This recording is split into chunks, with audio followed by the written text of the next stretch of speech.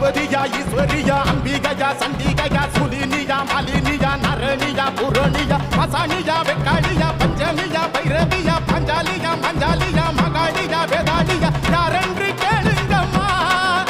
எங்க தாய் நின்ற மலையனூரம்மா.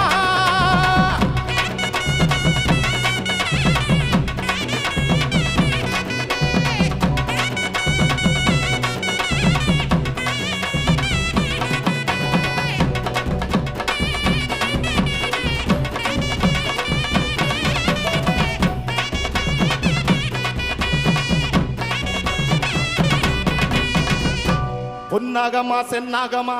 ஆவேசமா வாராளம்மா ஈசான மூலையில ஏகாந்த வேளையில